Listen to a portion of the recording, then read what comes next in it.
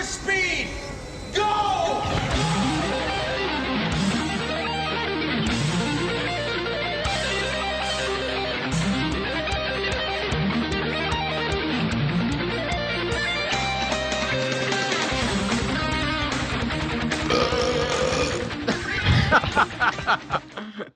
That's a perfect way to start it, Nick. Thank you very much. That's exactly what people want to hear as soon as they come into our Why do I hear a loop? our show. Why do you hear loop? I You shouldn't hear a loop. It's because you Nothing- probably have your browser. You probably have your browser on. No, mine's muted. You damn. I think it's fine. Right? Is it fine? It's probably fine. Hey everybody, welcome to Cocktail Time episode 3. Or Cocktail Time Live, I guess, episode 3 here at 4-Player Podcast. Sunday night, and I am your host, Joseph Christ of Cocktail Time, and with me this week is Nick Henderson, right? Hi. Over there. And then, of course, Bob Webb. Right there. Good evening. How you guys doing tonight? Pretty good. Good. Hey. Excellent. I'm Oh, I'm tired. trying to show off that shirt there. I can do better. Oh, let's see. Let's see. Oh. I was just trying to adjust my it so it wasn't showing yeah. You think Max Payne 3 is cool? You should try Wet. Oh yeah. What- Didn't the sequel to that, wasn't that they're going to make one and they decided that was a bad idea? Yeah. Yeah. Right. So let's start off talking about what we're drinking I tonight. don't want to do this. You have to do it, Nick. It's part of the whole thing. I spent this whole Boring. weekend drinking, so Nice. Mine's boring. it's been kind of crazy. So, Nick, let's start with you. No, mine's boring. That's I'll fine. go first. Let's go first. Let's get the boredom out of the way. And No, because mine's a repeat. oh, I had no. like grandiose plans to go to Specs today to get something to drink, but I'm here in the apartment by myself all day and had so much shit to do that I just ran out of time. right. So I'm drinking a Bud Light Platinum again. Outstanding. The king of beers. Or... Apparently, Joseph gives me the thumbs up. Yeah. Yeah. That's all we ever see. That's all you ever see. That's all. We see. Tonight, I'm just drinking this sort of vodka lemonade sort of concoction sort of thing. It's not nearly as strong as other nights because I've been drinking all weekend. So, like Friday night, I got done with a really long work week, and I went to the bar and did some writing and drank a lot. And then You write at the bar? all the time, yeah, I bring my netbook to the front of the bar, and I just at the bar writing. That would explain a lot. Actually, did you write that Mass Effect 3 homosexual post Oh yeah, I was drunk. at the bar? Yeah, it was pretty. Yeah, Nice. yeah. That was like 3 martinis in. That What was a great post. What I talk about? I talked about Joker's pasta-like spindly legs or something. I Yeah, forget what it was. Something like that. It was the wordplay on that piece is Something fantastic. about how you wanted to sex every man in that game or something. Yeah, that was part of it. But I got it. The Joker part was quite good. And then last night I went to this petting zoo party. Whoa! So, but it was okay. It wasn't like at a zoo, you know. So for people are furries. saying my mic is low. I don't know why. Maybe I'll just lower everyone else a little bit and then you can turn it up. So it was this party at this club, and it was called the petting zoo because everyone dressed up like animals and It's like. furry. It's a bunch of furries. No, it wasn't You went to a furry furries. club. You went to a furry. No. It was, Don't it lie, wasn't- Joseph. it You wasn't- went to a furry party. Did you fuck a squirrel? It Huh? wasn't furries. It was like sexy animals, like I there still was think that's still furry. there was one penguin, and a bear, but for the most part there was lots of midriffs and women in short skirts with tails. Oh. It was kind of furryish. Come to Austin. You'll see those everywhere. Like Is that- during the day. Is that a big thing in Austin? I guess. Tails. Mm. Yeah. Weird. There'll be people. I'll be in a store and I'll look over and some person has a fucking tail. There are probably people in chat right now with tails. On right now? Yes. Ban them immediately. Ban them immediately. The You problem is we can't tell. have your anybody. orders, mods. Ban them immediately. A few of them should just go ahead and own up so they can get banned right now. Right. They should. It's coming anyway. So it's not time to the voices. I'm gonna ignore chat because chat throws me off when I was reading it. Yeah. Bob, What are they saying? said it's something. It's Joseph. It's not timed up the voices. I don't even know what that even means. It's probably because there's a latency or there's a delay between the video and Skype.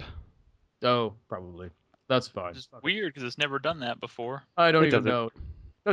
No, don't listen to chat. Don't never listen to chat. They will lead you astray.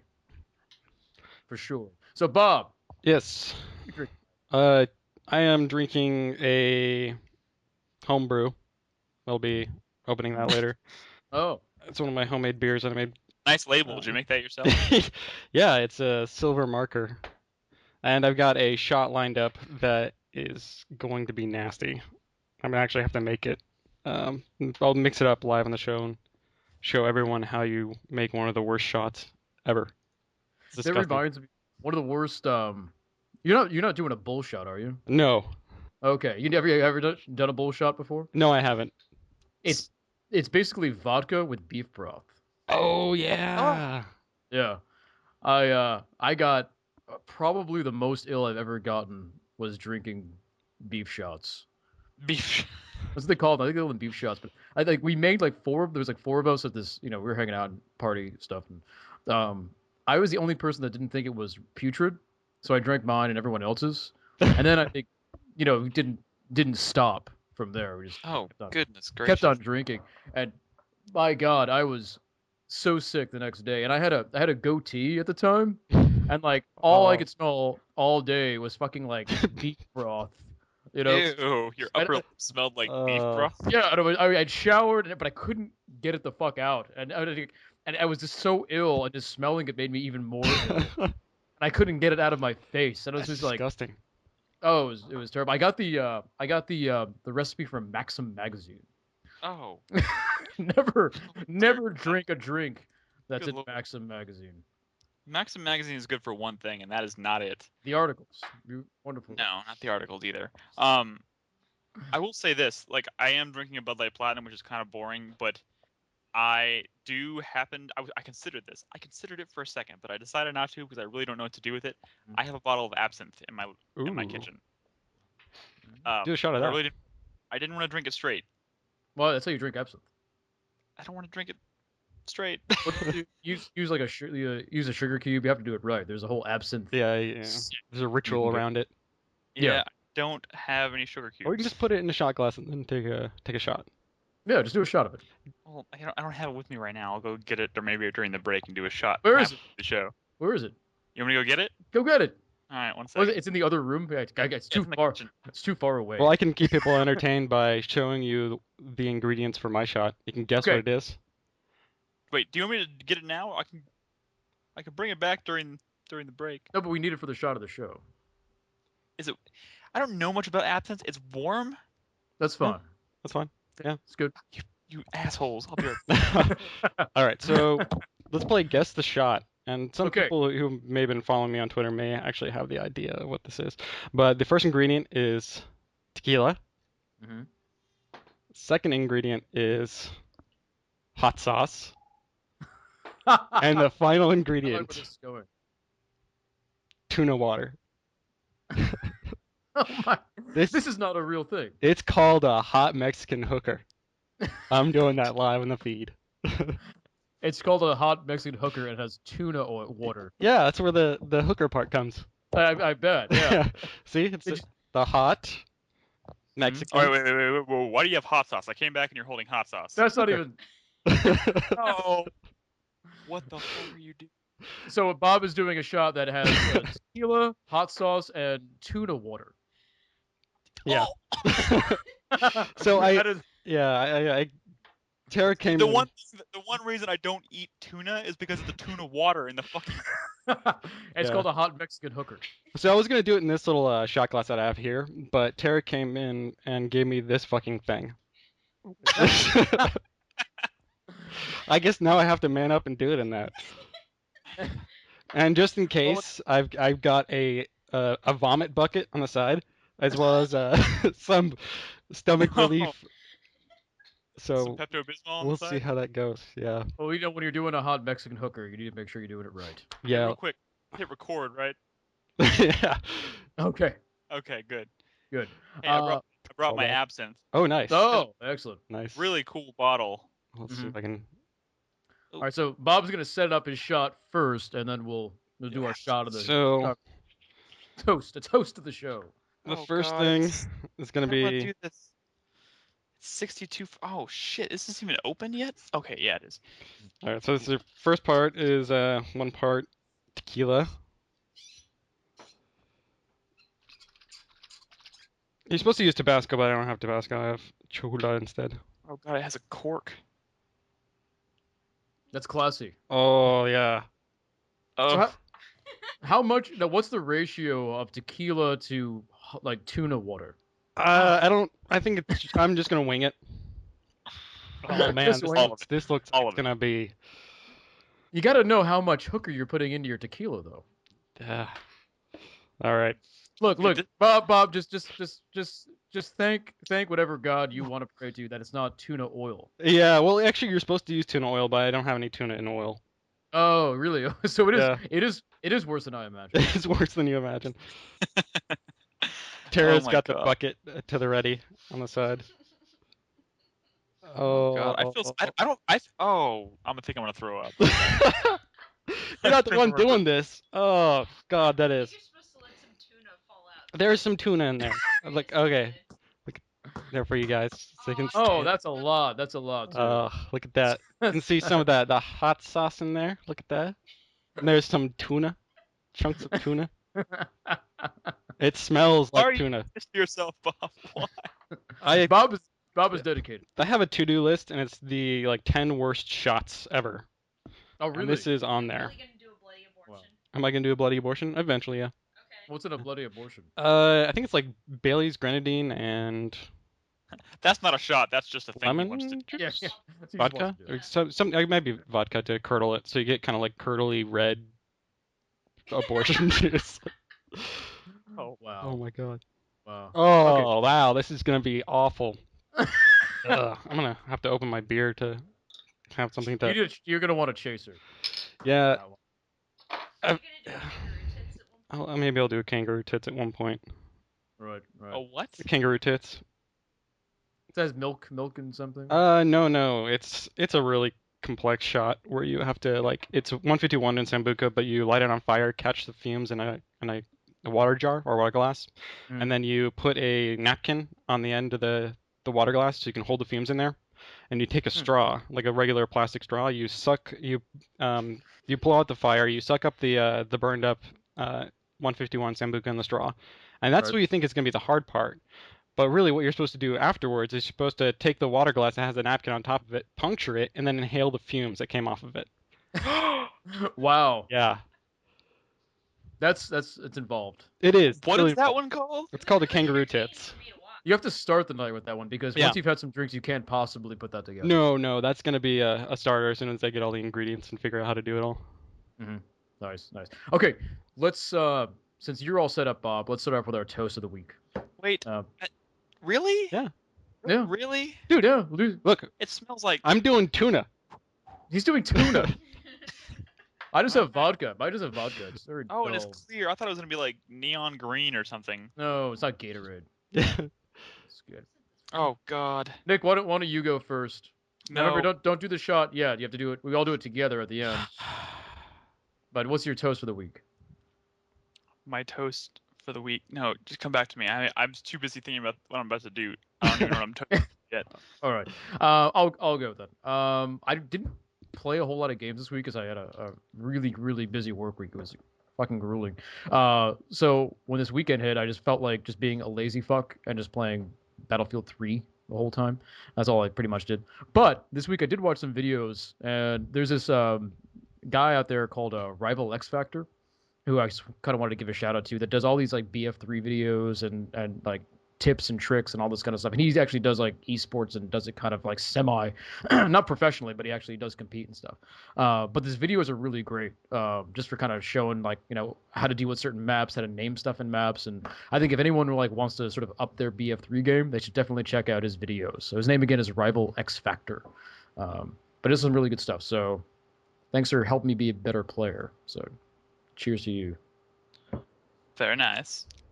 Bob, Bob. So, mine goes to Almost Human. They are I'm going to say European developers because I can't remember which country they come from. Probably Sweden, somewhere around there. They're the indie developers that made Legend of Grimrock. I actually just finished that off today, and it is a fun-ass game. Like, it's Nice. really good. And they really captured that kind of traditional sense of that old-school dungeon crawler, and it really makes me want to go back and play through it again. Like, it's a really well-crafted game. Awesome. Cool. How long was that whole game? It's pretty long. If you try to go through and get all the secrets and do a really full job of exploring all the areas, it can be easily like 10 hours long. Oh well, okay, that's pretty cool. Nice. Yeah. Nick. And my toast of the show, I'm gonna give to Oh, I'm actually, I gonna give it played CD 19 hours of that game. Okay, never Holy mind. balls. Wow. That's way longer. I'm gonna give my star of the show to CD Projekt Red. I know we've done it before, but it's pretty much all I've had time to play this week. Which I haven't had a whole lot of time.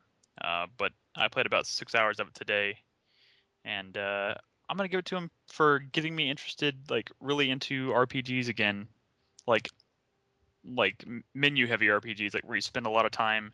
Like I'm getting into the alchemy thing quite a bit, and doing all sorts of side quests. Even in Skyrim, I spent most of my time doing the main quests. To the point I only spent about 50 to 60 hours in Skyrim, and I could see myself easily going over that in Witcher 2 if I allow myself to, Right. which I'm probably not going to because I'm supposed to write a review for it and I'm really behind. So I'm still going to give it to him because it's a really satisfying game mechanically and cinematically and all that. So Excellent. Now, I always feel like because you guys have such interesting shots, instead of us doing it all together, we should almost take turns so that everyone can concentrate. Now let's just do them all together. Fuck it. I don't know. Are you guys ready? I am not ready for I don't this. think I can ever be ready for I don't this. have a bucket. I don't have a bucket like fucking. Yeah, Tara's at the ready. Rob She's does. got the bucket over there. Check this out. She's sitting there with the bucket. Oh man. Yeah. What if you miss the bucket and you throw up all over I'm just her? gonna go right in this direction. Just hopefully hit. Make sure you don't go off camera. Then you turn and it just starts spewing out of you. It's gonna be like The Exorcist in here. I'm just gonna turn and it's just gonna be a fountain of vomit. Oh god. All right. Hey, Joseph, be ready to cut to break real quick. This goes south. We'll see what we can do. Uh-oh. Oh no. We lost Bob. No, you didn't. I'm still here. What? You disappeared. Uh-oh. I think Firefox may have failed on me. Oh dear. Oh man. If you come right in, it should just pop you back in. Thanks for the. Oh, hey. Next week, Gwen. That Yeah. This smells like. Bob actually disappeared. The shot was going to be. So it was so bad. It decided they didn't want me on there. This does not smell good. Absinthe does not smell good at all. It's like licorice. Yeah. So So what? My purse. what do you need, Bob? You need an invite, or No, I think I'm good. you're not back yet, though? You're not back yet. Oh, wait. Hey. Wait. There she is. There he is. Excellent. All right. I don't like this. All right. It's time. I don't like this. Are you guys ready? No. It has to happen at some point. This is going to my review, by the way. Time to pay the ferryman, my friends. 1, 2, 3.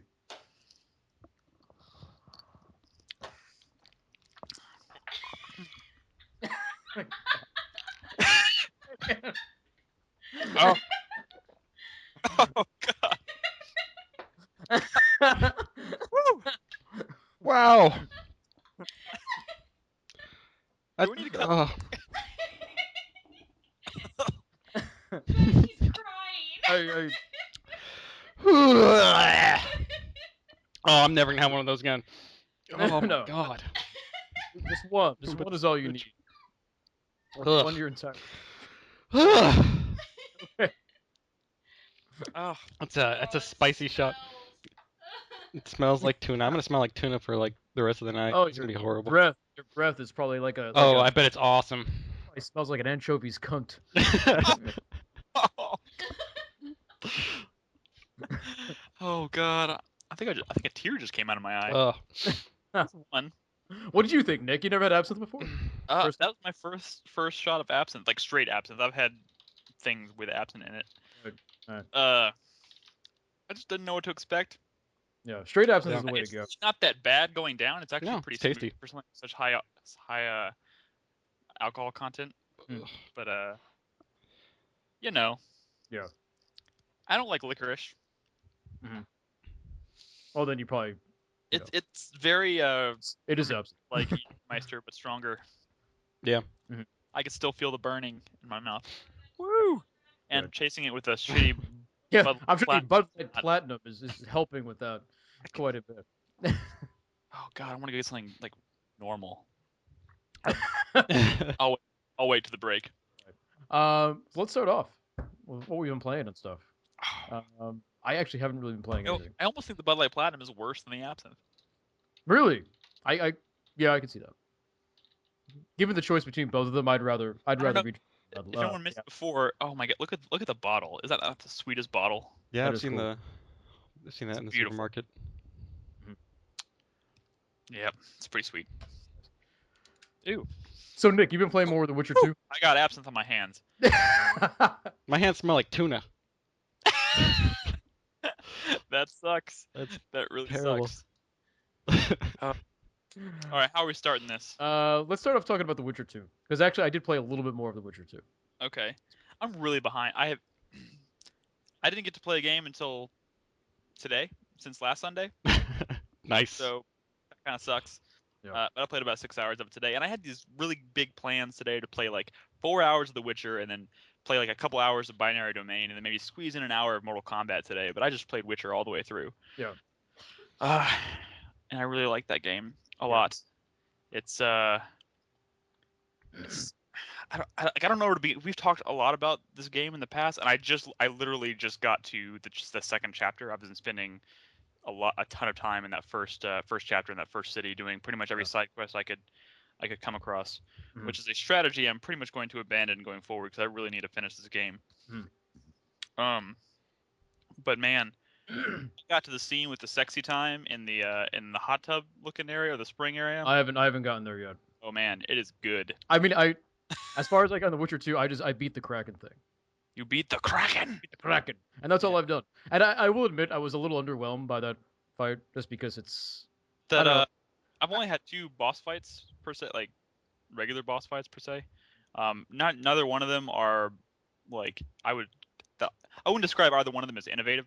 They're pretty much standard fare for RPGs. I don't think the boss fights are going to be where this game is recognized. It's definitely going to be recognized because of its presentation and its maturity level. Like the content that it handles is very Game of Thronesy. It's very political. Yeah. It's one of those like high fantasy things where I don't fucking remember anybody's name because they're all complicated and they have these really exquisite these really crazy like political titles that I can never remember. But I think that almost kind of identifies it as a legitimate piece of literature almost. Like it's not simple in any way.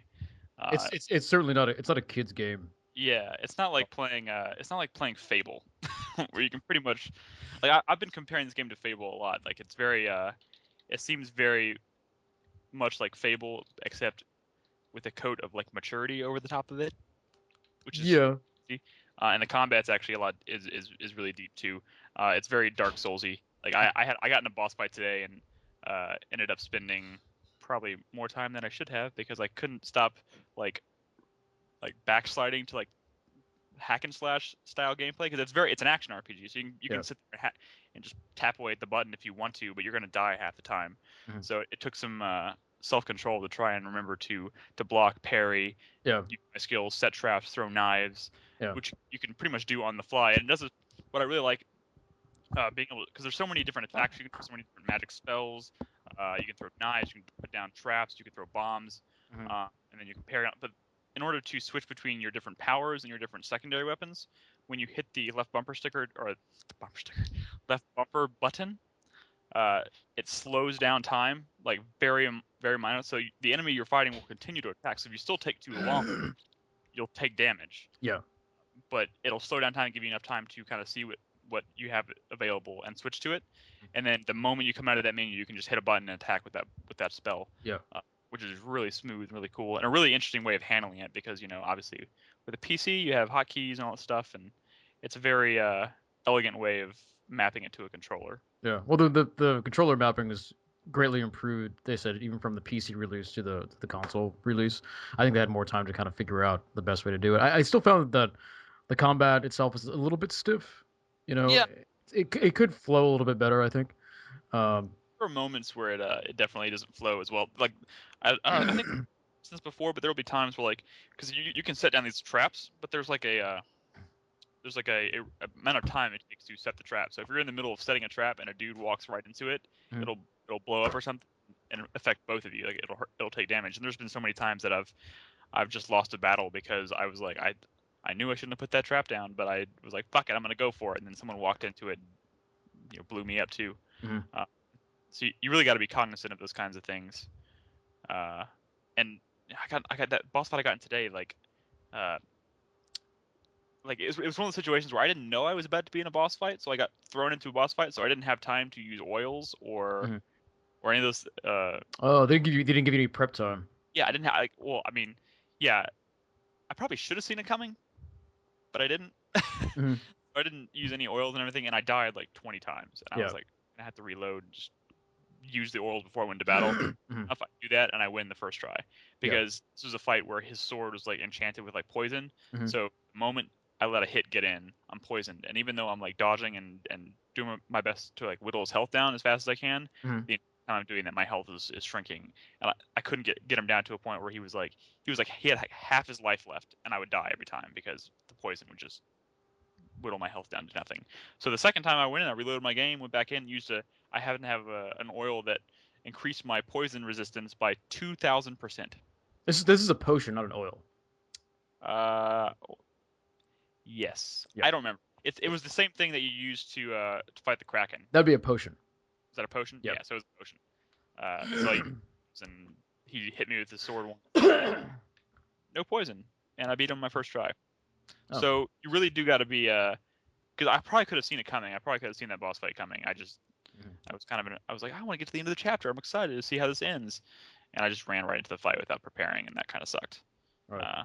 But the moment, as long as you slow down a little bit, pay attention, and prepare before you go into fights, it works out really well. That's cool. One thing I'm really interested in, like, you were never a big person on like numbers and RPG stuff and spending a lot of time in menu. One thing you liked about Skyrim was the fact that you didn't have to do a lot of that.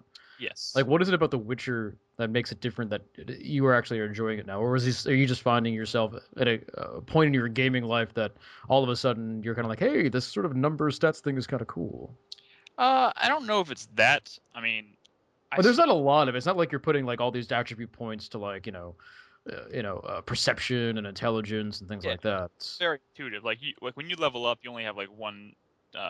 You only have one. You can only buy one skill, or whatever. And then once you figure out which tree you want to kind of branch out into, you'll focus on that one primarily, most likely. And I'm like working on my swordsmanship, so I only have like 2 or 3 options when I get a skill point to put it into. So I don't spend a whole lot of time there.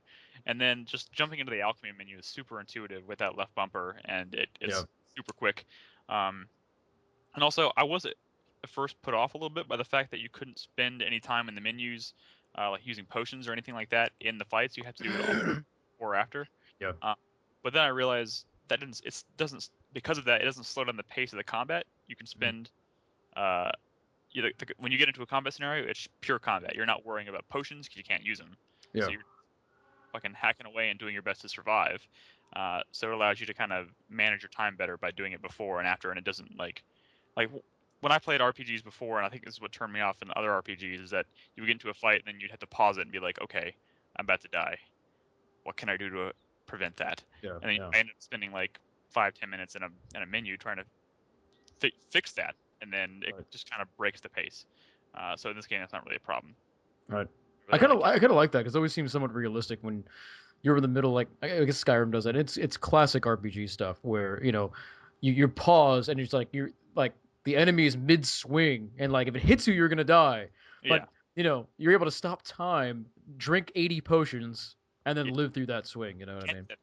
Can't do that in this game. You can go into to like switch to a more powerful attack to try and counter his attack, but even if he's like mid swing, when you go into that menu, his sword is still moving towards you, and it slows down a little bit, so Yeah. it gives you that extra time. But if you don't move fast enough, that sword's gonna fucking hit you, Yeah. which is really cool. Mhm. And when you're outside of the menus, I don't think like the alchemy thing is I don't get bogged down in like what does this potion do, and like I end up spending a lot of time in my alchemy menu, just kind of like I go into it, and as you're going down the list of things you can create, a little icon will appear if you have enough items to create it. Mhm. I just kind of like go through them and then create Right. until I have nothing left on my list that I can make. What's really cool is like for as complicated the crafting and the alchemy system is, it's streamlined really well to make it really easy, which It's is a impressive port. Like it doesn't even feel like a port because this game feels right at home on a console. I think so. I agree.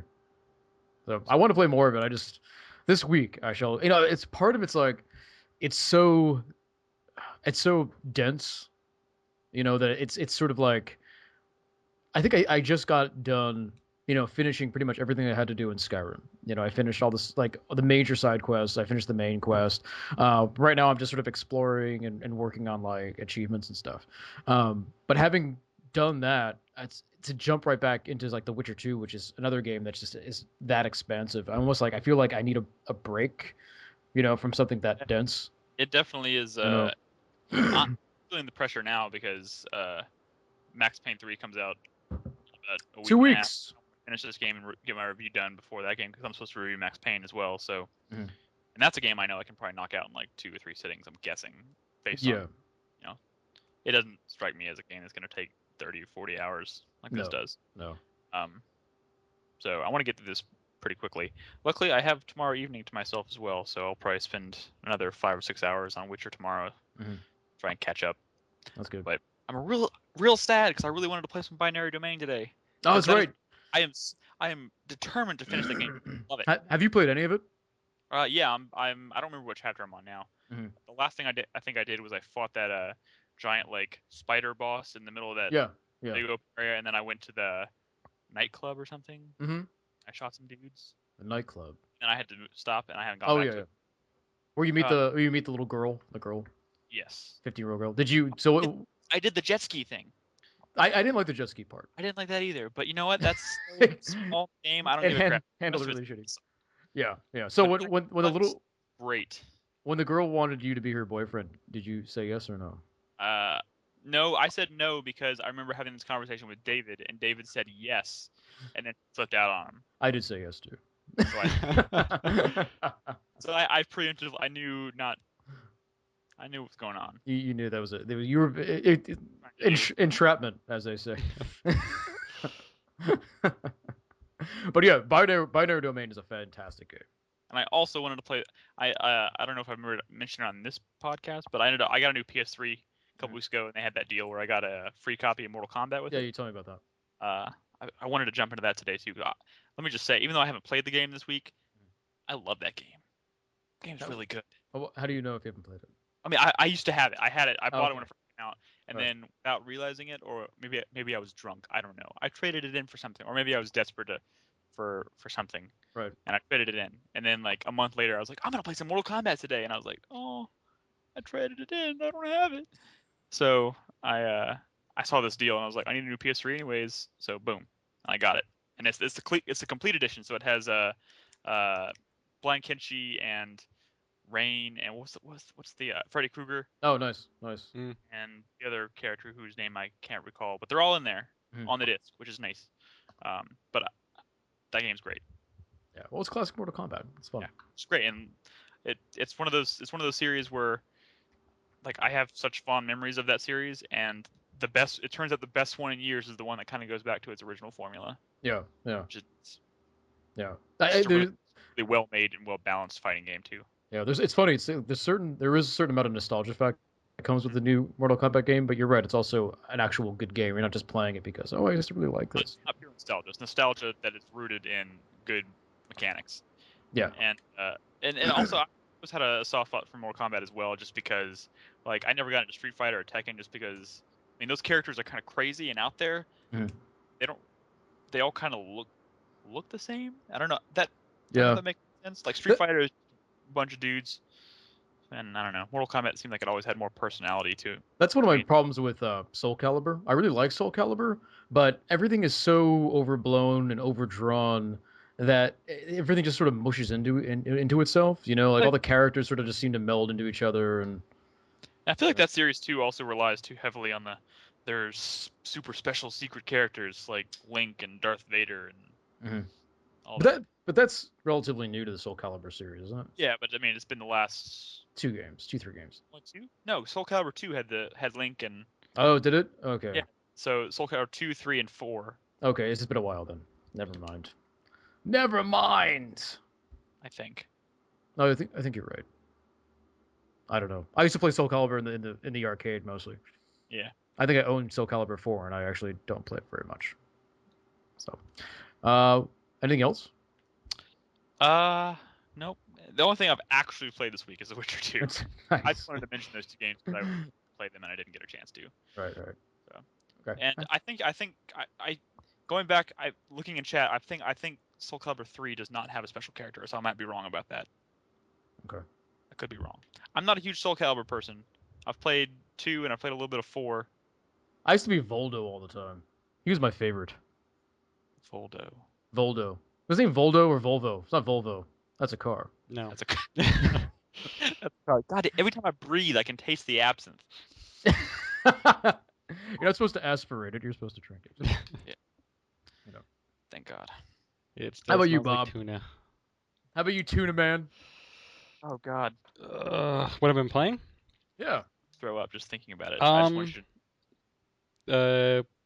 Couple things actually. I finished a couple games this week. I finished the Super Brothers Sword and Sorcery game for Steam. That's the one that we talked about a few weeks ago on the regular show, I think, with yeah, probably 2D side scrolling with the cool, crazy looking graphics. yeah. It's a fun game. I think we talked a little bit about it on the last podcast as well. Their last cocktail time. So I don't need to go too much into that, but I finished it up. It just got a good ending. I like the story. The artwork's still really cool. The music's still great. So I mean, I all around that was a great experience. I think it's still on sale for like $7 or $8 on Steam. So if anyone hasn't picked it up for Steam or iOS, then they really should because they're missing out. I also finished up today. Actually, I said I had finished up Legend of Grimrock, which was Oh, you finished that. Nice. yeah, finally. I had just kind of put it to the side since I had a bunch of other games I wanted to finish. So I spent probably it's been probably maybe like 2 weeks since I last played that game. It's been a long ass time. But I can't jump back into it, and I just put in another hour or two and just finally beat it. And it wraps up nicely. It's a lot of fun.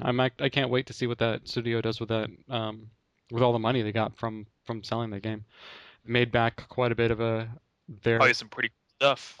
yeah, it's great. They're fully funded now. They covered all their costs many time over. They're working on a level editor so people can create their own dungeons, which will be awesome. Because I'm excited to see what other people are going to be able to make out of that, and it gives us more content to screw around with.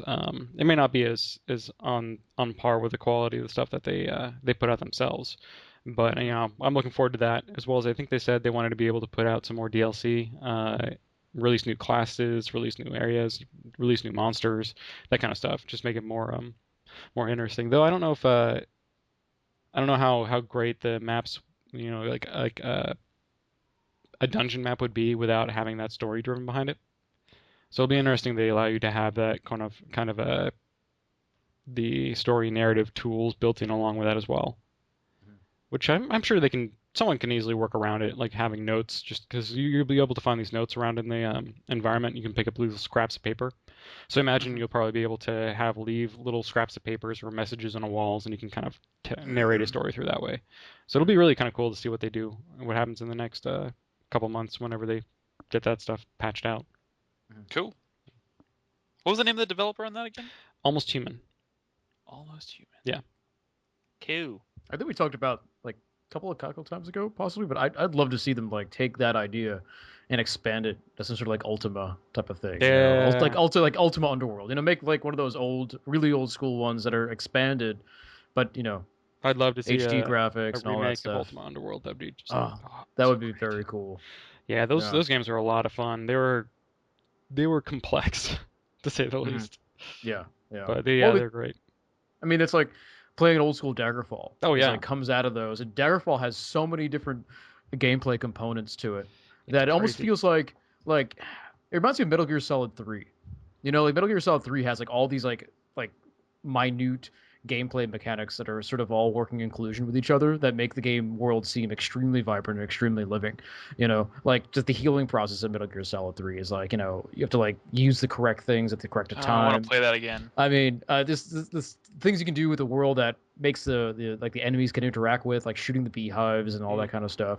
And Daggerfall has that feeling where you can like take out loans from banks in Daggerfall, you know, and if you don't pay them back, Yeah. like they'll send soldiers after you and stuff. It's really cool stuff. It's crazy ass. They were the way the amount of things they had in that game really just was insane for that time when they made that game. What they did was Yeah. just amazing.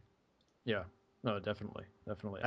I played Daggerfall on the feed once, and it was very cool. I mean, it's basically you know I'd be old curious to watch you school do that. Skyrim. Hmm? I'd be really curious to see have you do that again because I missed it the first time, Oh, really? and I'm really curious about that game. I know almost nothing about it. Just think of like a Skyrim type of game, but with old school graphics. And literally, that's I mean, you can walk in one direction. Yeah. And there was one point where I was walking in one direction, I was walking and walking, walking, and like I was kind of going over some like basic terrain, but like not really encountering anything. And I was like, oh geez, you know, am I at the end of the map? And it's just you know, there's nothing else here, you know. And I just you know, and I think I walked for like 20 minutes, and then I came upon a town. Yeah. You know, and this is like an old school game that I was able to do that in. The Yeah. size of the Which is amazing. maps are ridiculous. I think I've seen some comparisons to the amount of time it takes for you to travel in these games, and uh, Should ask Brad because Brad had the statistic. yeah, it's huge for Daggerfall. Like it is beyond anything, like even Yeah. most modern games. It is like 10 to 200,000 times bigger or something like that. It's crazy. It takes you hours and hours and hours Yeah. to like They'll walk take from you one side. hours and hours to get from one side of the map to the other.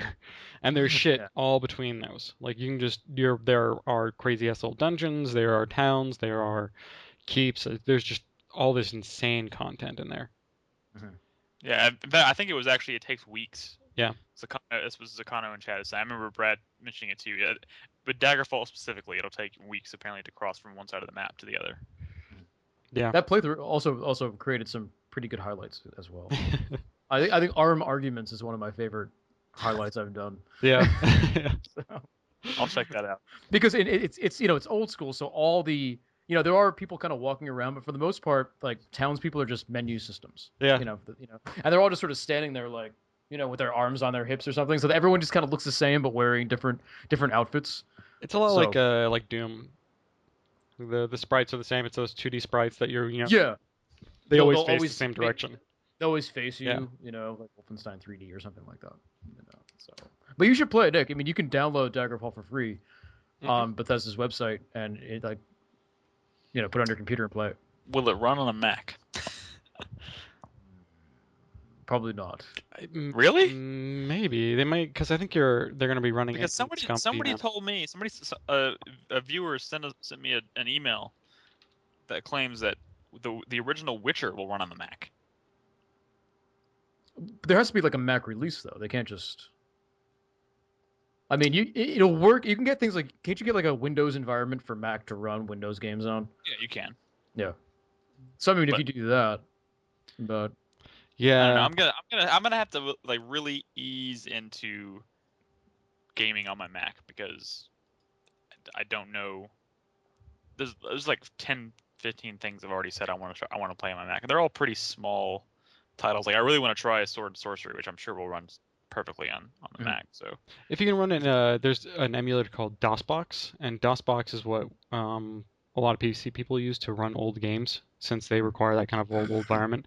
But DOSBox is also has a port for Mac, oh okay. so you can download a Mac version of that and run all those old school games on there. and I have my Steam account, but I still haven't set it up.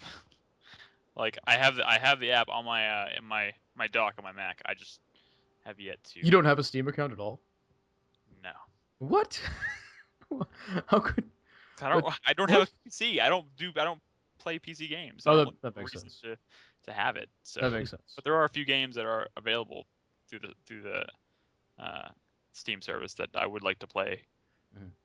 But I don't think there's enough of them to make me like really jump on it super quick. But Yeah, I mean, I mostly use my computer for older games, and then just the standard PC releases. yeah, for the record though, it's in my dock. I just haven't set it up yet, and I'll set it up this Mhm. week, maybe. Probably not, but we'll see what happens. Good show. Anything else, Bob? I've been playing this crazy weird game called, I think it's Recettear for The Rocketeer. That was a horror movie. Rocketeer, yeah. No. Rocketeer. Rocketeer, right? Racketeer. Who was in Rocketeer? Who was That was Jason Wesley Sniperton? no. It's that dude. You've never heard of Jason Wesley Sniperton, the finest actor of this generation. Yeah. No, Recettear is it's I think it's Recettear an item shop. The Recettear is it Recettear? Recettear. Yeah, it's Recettear. So it's kind of the weird pronunciation. Oh. But the idea behind it is that it's supposed to be sound a little bit like racketeering or racketeering. But it's a Horribly confused. I have no idea what you're talking. it's You're an just item babbling. shop. It's a game. You're just babbling. It was that Mexican hooker. She slipped me something. For JJ. I cannot believe you did that, Robert. I can't believe I did either. I've got a better shot I'm gonna do next week. If I continue Count this. me out. I will I not can't do wait. I can't wait. There's a plenty of terrible ones. But the game is basically you run an item shop and you sell items to people that come in that want to buy them. That sounds as exciting to me as Tiny Tower. There's this game you might love. It's Street Sweeper Simulator. Bob. After you get done with your shopkeeper simulator 2000. It drives me nuts every time I'm hanging out with Nolan and he pulls out his phone. He's on Tiny Tower. That's what that reminds me of. What is Tiny Tower? It's an iOS game, but it's like all you do is you have like a tower full of shops. I don't even know the concept really. I just watch them play it and it annoys the fuck out of me. But you add levels to your tower by opening and managing shops, and you just check into your phone to make sure your stores are stocked properly or something. It sounds like the type of game where you have to be a condescending asshole. You there on your tiny tower, just being that sounds asshole like to everyone. I didn't say that. That was a joke. That'd be good though. Tommy plays I'd that play too. I shouldn't say that. Tiny Tower. I mean, it'd be a whole different game. It'd be the condescending asshole game, but that'd be a great name for it. Tiny Tower. Made by High Horse Developers. High Horse Development. I'm surprised there's not a studio called High Horse. Maybe there is. They changed their name to Lionhead. Oh, Blow blow. Hey! All right. So what the fuck are we? So you're playing Farm Simulator 2 Grain Maker by Nickel Harrison III. Yeah. Well, it's so there's a lot of components to the game. You're basically the idea behind the game, the story is that you play this girl whose father ran off to go adventuring and never came back. But before he left, he took out a big ass loan. A loan shark comes to collect the money. You don't have it obviously because you're a fucking kid. But she offers to help you get the money back by starting an item shop in your house. She's this kind of weird like fairy lady. I don't know. It's like kind of anime style. But you work with her to pretty much go out and buy items, bring them back to your shop, sell them. You can actually go adventuring in dungeons, so you can hire adventurers to go with you into a dungeon where you can collect items and bring them back to your shop and sell for 100% profit. So there's a lot of mechanics that are built in there. Certain items go on. There's a higher demand for certain items. Certain items get there's just a really low demand for them. The way you set up your shop is really important, kind of the atmosphere and kind of displaying what type of items you have there. You can change the wallpaper, you can change the flooring. Like it's insanely complex. Like, but they introduce you to it just gradually over time. And it's about it's all time based. So you have about 4 time periods during the day where you can either open your shop. That takes 1 time period, so you can do four times of opening your shop to sell stuff. You can do 2 time periods to go down into a dungeon, and then the other one is you can use another time period to go out and buy shit and restock your shop. But you basically have a week to pay off increasing amounts of money. So you have to raise a certain amount of money in 7 days to pay off the next loan payment. So over time, you have to pay off large. Sounds like amounts you're of money. playing the game of life. Yeah, it's like this sounds Bob. horrible. Yeah, it's a lot of fun. Like I play games, forget about having to pay back my loans.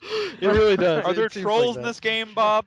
Trolls. You get a college degree that's not good in the open marketplace. Is that part of it? Then there's a recession, and then it's really hard to find a job, Your and you have to shop take out has more to loans. close. Yeah. And then when your shop has to close, you know what you'd have to do? You have to become a hot Mexican hooker. to get the money. Exactly. Yeah. Yeah. Yeah.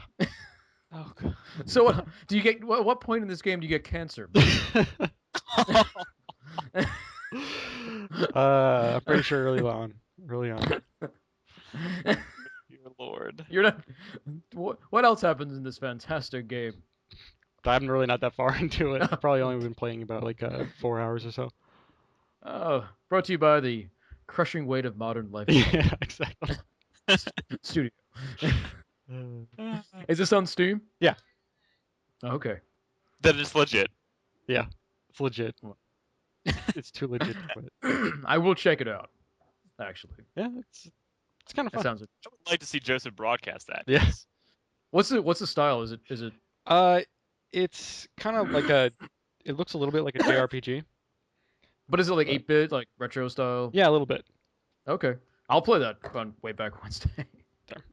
It had If it has that look to it, Yeah, you can totally probably pull it off. It's kind of like a way back Wednesday kind of thing. like a retro-y sort of thing. Oh Yeah. man. Yeah. No, I see, but I do like those kind of games. Like I do like the micromanagement. Try it out. You should check it out. You might actually like it. You may But, like, get what if I- addicted to Shop Loan Life is Miserable Simulator 2000. Yeah, I mean, I'm doing that anyway, so Yeah. I might as well transcribe it to my gaming life as well. Like one of my favorite games of all time is Alpha Centauri. I love Alpha Centauri. I will play that. I will sit down. I'm just gonna play for a little bit, and like 9 hours will go by. It's ridiculous. Have you ever played You have a problem, Joseph. Sid Meier's Alpha Centauri? Yeah, I won't touch Civ. I try not to play Civ because I go away. Yeah, those games are really, really dangerous because you set yourself goals like, okay, I'm just gonna go and explore this area, or I'm just gonna go over here and make this thing. I just need to go do this. Okay, that's done. Well, that didn't take too long. I'm gonna try this other thing, and then you go, okay, well, that's done. I'm gonna try this other thing, and before you know it, it's 10 hours later. Yeah, I play Civilization in a really weird way. Like this is like 10 years ago. I was playing Civilization, and my friend comes down, and I've been playing for hours, and all I did was I had a small island, and I just had my island, and I just kind of like went through the trees and sort of built my civilization on this island, and then I surrounded the island entirely with battleships. So I like 6 hours went by and I hadn't explored any of the map at all. And my friend comes in, he's like, "What are you doing? You're supposed to explore this map," and I'm like, "We're isolationists." Well, you can also do a diplomatic. You can like things with the people in the diplomacy, right? I have no idea. Yeah, but no one. Diplomatic things no- with the things. Every time someone tried to contact me, I sent them away. So, And all I did was I was this tiny island surrounded by battleships, like fucking like North Korea as an island, and I just kept on like making more and more weapons and more weapons and more weapons. that sounds a lot like Japan pre-World War II. Yeah, pretty much. So, was that it? Was that all you played? I played Sanctum. Tell me about Sanctum. Sanctum, I Sorry to think put all the pressure on you this week, and I have hardly played anything this week. well, You're a show off, Robert. It's the Today, Bob Show. games. You're calling him Robert? That's weird. yes. I started calling him Robert when he took that shot. I've lost all respect for you. I've lost all respect for you. You're Robert. now Mr. Bobbington. Sir Bobbington. Bobbington. Sir Bobbington. Yeah, so Sanctum Have is a seat. I think Sci-Fi was playing it earlier today. I don't know if she was Yeah, she was playing it earlier. It was a kind of free. It was a free weekend, so they're selling all of it for 75% off, and you could play it for free. It's a cooperative tower-based tower defense game, but it's a Okay. first-person shooter tower defense. So it's a lot like That's Dungeon pretty- Defenders, but it's a futuristic first-person shooter Dungeon Defenders, Hmm. or Orcs Must Die kind of first-person shooter. Kind of Okay. interesting visual style. Yeah, it's neat. It's kind of the really kind of clean, crisp, futuristic looking game where there's it's like a defense grid or any kind of other tower defense where you have designated areas you can build towers. So you can just create these paths for the waves of monsters coming through trying to get to your uh, sanctuary or whatever it's called, and you have to kill them before they get there, obviously, or otherwise you lose. So you can actually co-op with a bunch of people to go and build these different towers. There's a build mode, or there's a build phase, and then there's an attack phase. So you get these build phases where you have a certain limited amount of resources to build towers. It's very much tower defense. But you can also upgrade your own weapons. And Okay. as the enemy phase comes in, you're standing up with your towers, leaping from tower to tower, and like firing your guns at the guys as they come. And there's enemies like kind of boss type enemies that have weak spots. So you can only do damage to certain enemies by shooting them in certain spots of their body.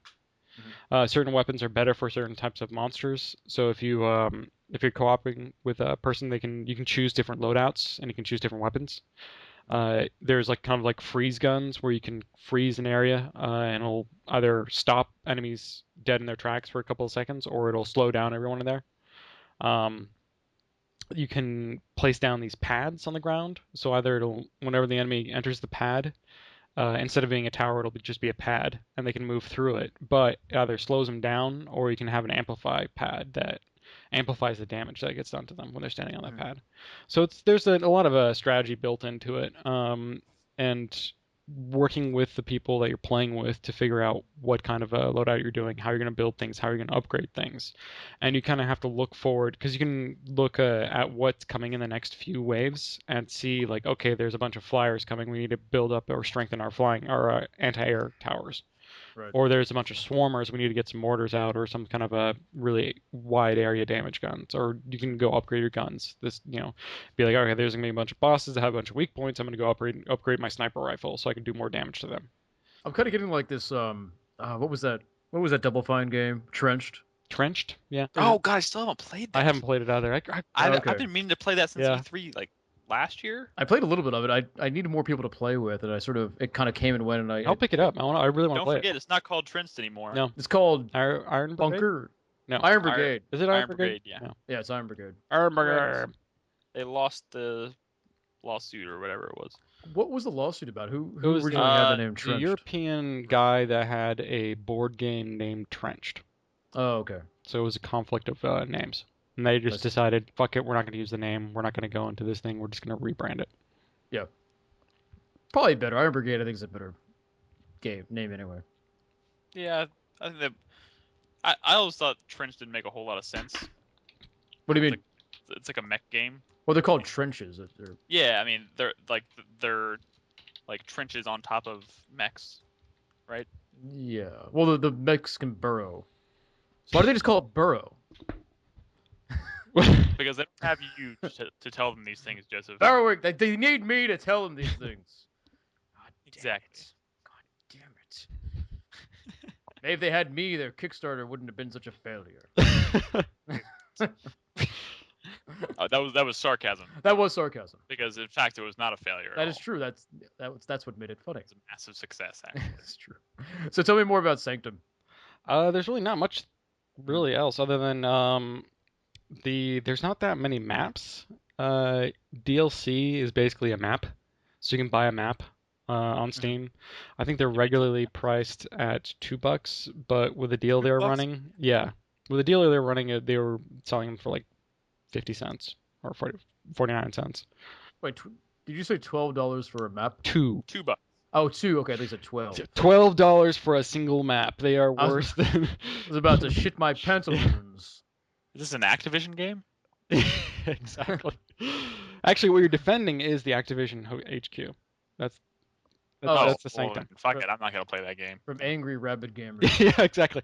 There's swarms of uncouth, unwashed gamers The that unwashed are. Yeah. Somebody should make that game though. Yeah.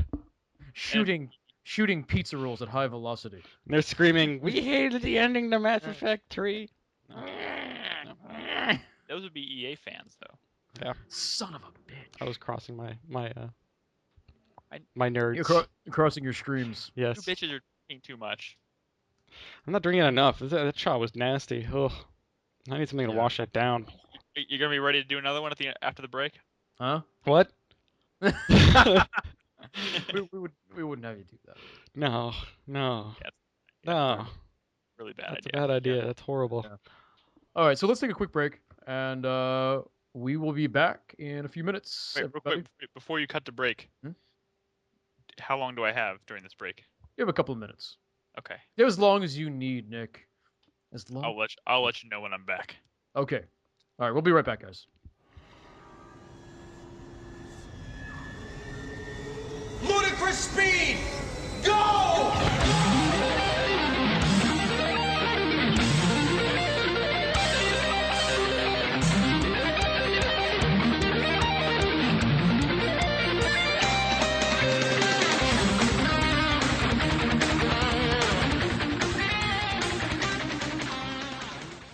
Hey guys, we're back. Cocktail Time Live, episode 3 here at 4-Player Podcast. So I think we're done talking about impressions since me and Nick didn't really play anything this week because we're assholes. Maybe I played something else. There's got to be some. What? You played something Um, else? No, fuck you. Back to the Full of break. surprises. Back to the break. Fuck No. you. No, I'm I didn't play No, enough no. of anything else to really say anything about it. all right. Well, let's talk about news because we had some stuff happen this week. Should we get the big one out of the way first, Bob?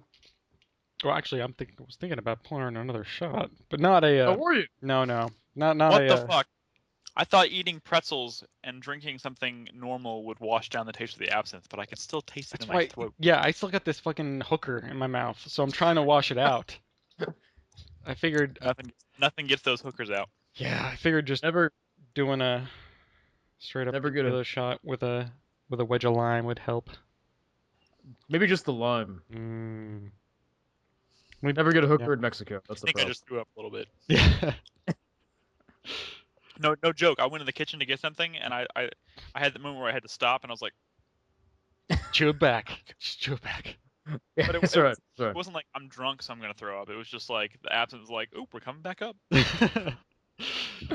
I was gonna ask you how it was, but you apparently don't like absinthe. It's not bad. Really, Really long aftertaste. the last Yeah. absinthe I've had. I thought it was gonna burn like going down, but it actually pretty smooth. Yeah, the last absinthe I've had was back when it was still like it was still illegal. Yeah, that's when I had Um, it. So I Came had back friends. with hallucinogen. Well, I had friends who would brew it. Oh, really? That's kind of cool. Yeah, I had friends who would, or distill it, I should say. But so I haven't had like the store bought stuff yet. Yeah, it doesn't. I think the store bought stuff doesn't have wormwood in it. I think it does. I'm pretty sure it doesn't. Oh, really? Yeah. Okay. They just put something else in there. Like, Yeah. The bottle back in the kitchen. Thank So Because I'm pretty sure I'm pretty sure it doesn't. Because I think that was the main reason why they banned it. So they just made a That- version of it that they could sell in the States. Anyway, Well, I'm gonna get this anyway. hook right on my mouth. Go for it. Nicely done. what was that? Vodka, tequila. Tequila. Tequila is like my least favorite alcohol. I hear- kind of worked. Wow. Did it work? Yeah. Oh, nice. The hooker ran away. Now we know why Mexicans drink a lot of tequila. Get rid of the hookers. Get rid of the hookers. Yeah. All right, so let's start with should we start with the big news, the big Elder Scrolls news? Blops 2. I guess. Oh, okay. Elder Scrolls fine. That's the big one. That's the big one. That's what I'm considering the big one. Yes, Black Ops 2 is that whatever. We can talk about that too. Talk about that. It looks incredible. What? What? That's sarcasm. How's that sarcasm? Okay, I was Good. wondering. What's since you brought it up, let's talk about that first. So Black Ops 2 reveal. Oh, you want to talk about Black Ops 2 first? Well, we might as well just hit on it, right? There's not a whole lot to talk about. It's Well, Black. Yeah. Black Ops 2. Bob and I have been commenting about how the textures actually look really horrible, and It- that engine is No, really. I don't think the trailer did it justice. It looks like poop. The thing is, Black Ops 1 was actually, I thought it was actually a really good looking game. Yeah. If not a step up from Call of Duty Modern Warfare 2. Right. So I'm not going to sit here and say that I think the game's going to end up looking like crap based on this trailer. Yeah. I think it might not be the best representation of the game. Absolutely. Well, it And- can't look worse Well, than Yeah, Black like, Ops. it's just Black gonna, Ops. it's gonna look fine when it comes out. I don't think that trailer starts off in a really muddy looking environment anyways. exactly. And one of the things I was trying to pinpoint why I thought this thing looked like shit, like why the textures looked really blocky and just horrible. And they have pixelated camouflage. A lot of it on the machine, on their weapons, the big trucks and everything. They have pixelated camouflage. Even some of the uniforms are pixelated camouflage. And when you have it in that kind of a lower res movement video for the trailer, it looks bad. It looks really bad. It looks like the textures are just shit because they're that really blocky. And then when there's movement, they look blocky and fuzzy. So the textures still look like they're Blocky and horrible. fuzzy. They're really bad. Yeah. Right. But So, yeah, I'm sure it'll look better like when we actually get some It'll- screenshots that come out that aren't like little 200 by 300 pixels. I'll give them this. I was surprised by By the what? direction it went. Well, yeah, I Oh, know. yeah. Chris I Davis thought said they were Black gonna. Ops. I thought Treyarch was kind of like, because Infinity War was like, we're gonna do the modern thing. I thought Treyarch was like, all right, we're gonna stay with the historic thing and be, all their games are gonna kind of take place in the past. Mhm. But they went to the future. Well, it has a which- Ghost Recon sort of feel to it. Yeah, it does have a Ghost Recon Mhm. kind of feel to it. And I don't know. I kind of give them props for at least doing something kind of different.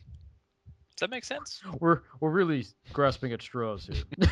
I mean, it's cool and hip now, especially among like game journalists and enthusiasts and stuff to kind of like bash on Call of Duty, and I've done that myself on numerous occasions, and I will continue to do it for this game. But the funny thing is, I will play it. I think a lot of people will, I even think if they bash it. I think they've said that already. Like Amazon pre-orders have now surpassed the pre-orders for the original Yeah. Black Ops. That's ridiculous. That is ridiculous. You know what? It's gotta suck. I mean, if you're really into like the multiplayer, right, and you're doing like the esports thing with the multiplayer, like having to basically change your game every year. You know, because everyone just sort of migrates to the new version, Yeah. and to have to migrate every year would be incredibly just frustrating for me. It's really weird. Like I have almost no interest in the multiplayer in Call of Duty. Mhm.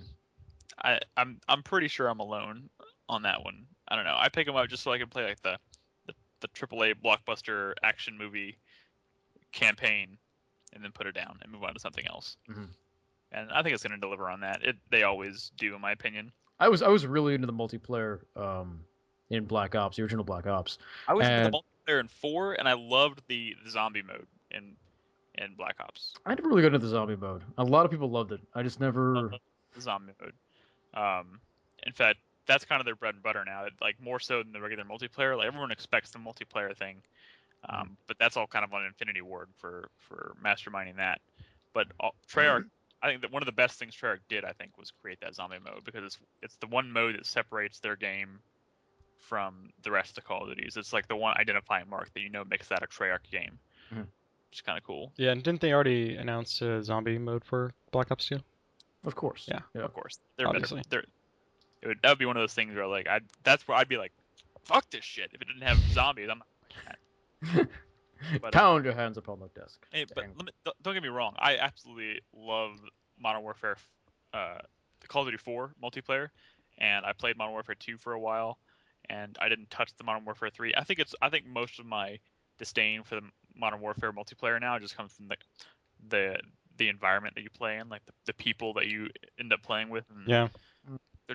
it's just just playing with a bunch of assholes, honestly. You know what's funny? There is like a very distinct difference, and this is going to cause probably a lot of fuckery, but there's a distinct difference between the kinds of people that play like Battlefield? Call of Duty and Battlefield 3. Oh yeah. It's two totally different types of people, and it's because I think Battlefield 3, it's not about the KD. It's all about like team support, and you gain your ranks and you gain most of your points from doing team support stuff. So you have the people in the teams really working together a lot more, which I think cuts down on the smack talk. You know what I mean? Mhm. Like I've played I guess 90 hours of Battlefield 3 multiplayer now, and I've never heard a racial slur once in any game I've ever been on. Whereas in Call of Duty, when Black Ops came out, like, and you could make your own insignias, it's like I couldn't tell you the number of swastikas I used to see. Oh yeah. And You know, I just like, and I'm not saying people are like there's Nazis or they're racist. They're just assholes. You know, Yeah. just assholes. and they Infinity Ward. I'm pretty sure. I'm sure Treyarch has done this too. I don't pay super close attention to it honestly because I don't play the multiplayer that often. But it just seems like they kind of fuel that mentality by like putting things in like the marijuana leaf insignia you can use, and like it's so childish and stupid. Yeah. And I don't want to play like if I'm gonna play a game like that, I would much if I could have a dedicated group of friends to play a game like that with every day, I'd probably be hopelessly endlessly addicted to it. But Yeah. since you have to play it with people you don't know and half of them are complete assholes Or children. or under the age of 12, Yeah. Right. I have almost no interest in playing it. Yeah. And it's Which- you know it's not. I still think it's a really fantastic like it's easily one of the best multiplayer experiences of this generation. I would say that Modern Warfare 3, the multiplayer has been getting a lot of flack lately because it's not nearly as good as Black Ops was. Because of like and I was actually kind of excited for it because it actually started doing things like giving more points for team support stuff. The things that I enjoy in Battlefield, they were adding a little bit more of that thing in. But it's basically from what I've been reading, and I don't have a lot of like personal experience with this as of yet. But it's all about the map creation is like totally fucked up. Whereas in the previous iterations, you'd have two distinct sections with distinct lanes, and the spawn points were sort of like team spawn points. Whereas in Modern Warfare 3, it's more of a circular sort of map structure, and the spawns are all over the place. So you're pretty much like constantly just shooting people in the back and getting shot in the back. It's just mass, Really, mass, Joseph? Getting mass shot in the back, chaos. huh? It's mass Getting shot in the chaos. back? Getting shot in the back. Yeah. Getting shot in the back. You wouldn't I know don't- anything about shooting people in the back, would you? Oh. No, sir, I turned around and shot you in the face. Oh, I that's right. always My make sure bad. to if I'm shooting somebody, I always aim for the face. Yes. If you want to Usually where you aim. pull something sexual out of that, you go ahead. But I will You brought that up. I will have no didn't part in do it. that. I will have no part in it. But I will go ahead and say that I also think Battlefield 3 is a superior multiplayer experience because of not only the map creation and the expansive maps and the teamwork, but just the types of people that kind of game attracts. I think, for the most part, it's a very broad generalization to say that, obviously, but my experiences so far has been much smoother playing a game like Battlefield. We're in the market of broad generalizations. I think there's nothing wrong with that. I mean, I've met a lot of great like gamer people just from playing Battlefield 3 games because number one, you have that cooperative aspect. Number two, it's pretty much you have to like the good players will use mics because they need to communicate and talk about where the enemy is coming from, where the support is needed. So you actually end up talking to these strangers a lot more often in Battlefield 3 than you would in like Call of Duty, and you end up like making friends with these people because And you end up doing it to say things other than "Hey, fuck you, bitch." exactly. You're not smack talking each other. You're working together, and it's sort of oops. Hold on. Yes, I'm still here. Sorry about What? that. I never Uh, told you. Google Plus wanted to make sure that we're still here. Oh, Everything went white. What was I saying? that's what she said. What? Everything went white. Why is she a racist? I'm sorry. Oh, you got her in the eye. Yeah. Well, everything would go dark. Wouldn't everything go black then? Because you Hey, now you're thinking about it too much. You're ruining it. Just shut up. close your eyes when the cum gets. It stings. It's salty. That's what I hear anyway. Like tuna water. Like tuna water. It still smells like tuna in here. Ugh. I think that's just your upper lip, dude. Oh yeah, because it's sort of like when I Yeah. had the bowl shot. beef I hope shot. you have Listerine on call because Ugh. it might be necessary. I'm surprised you didn't mouthwash that Ye- motherfucker out of there. Yeah, that break. might be. Dude, my chaser would be a fucking thing of Listerine right next to me if I was to take that shot. I don't know if I could do both. Like just do one and then Listerine. I guarantee you that Listerine will probably It'll taste clear a it lot out, but yeah, but you want to like swallow something afterwards to get it out of your throat. Because it's all like it's all hot sauce. The hot sauce burns all the way down. Right. Oh, it's hot sauce. Yeah. I forgot about that. So, Bob, what is on your beard? On your beard? What is? Oh, on your beer. It's my cozy. Your koozie is a shirt. It's a Hawaiian shirt. Yeah, you probably saw this a couple times during the show, but it's a like it looks like a t-shirt, but it's a beer cozy that you can put your beer into the t-shirt and then the top of the beer just comes out of the neck of the shirt. Wow. We need to make like cocktail time T-shirt beer cozies. That would be as a- amazing. for the store. Yes. Site That store. would be amazing. That would be awesome. Bob, I'll go ahead. I'll be the first person to say it. That is cute. It's adorable. My adorable cozy. Adorable.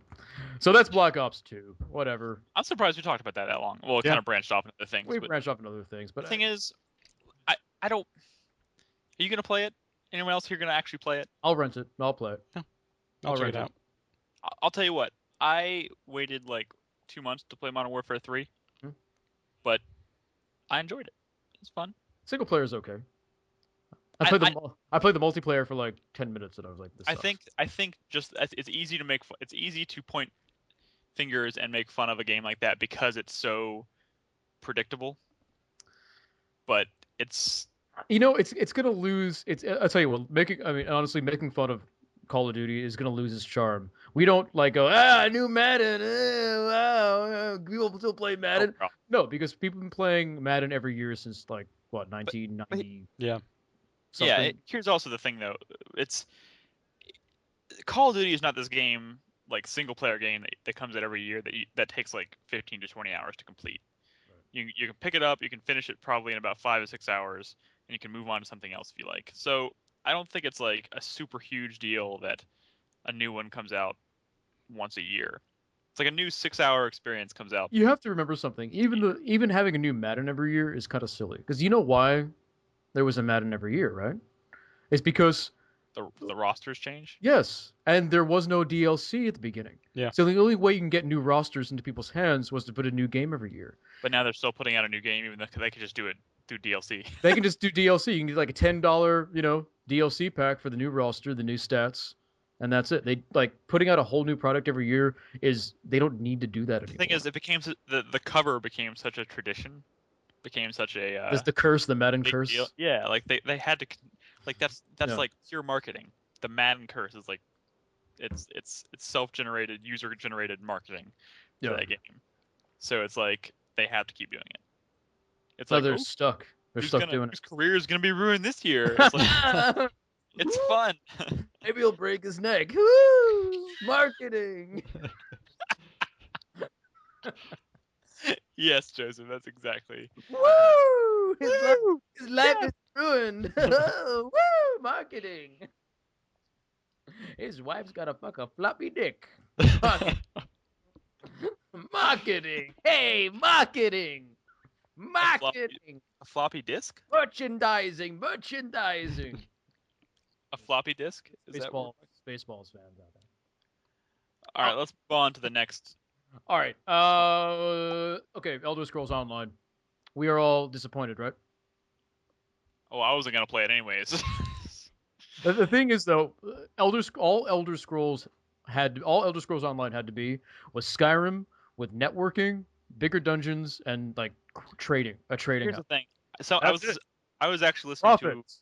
I was listening to a podcast today, and someone made a good point, which is most people didn't want an Elder Scrolls MMO. What they wanted was an Elder Scrolls with multiplayer that you can play with like 5 or 6 of your friends. Even just two people. like going around Skyrim doing shit together would be cool. Yeah, it's MMO is probably way more than what people wanted, and actually, I'm actually pleased by this announcement, because it's not Bethesda, it's not Todd Howard Studio. At least it's ZeniMax Online. Yeah. Todd, ZeniMax Online. I am pleased with that because that means Todd Howard isn't going to dedicate the rest of it.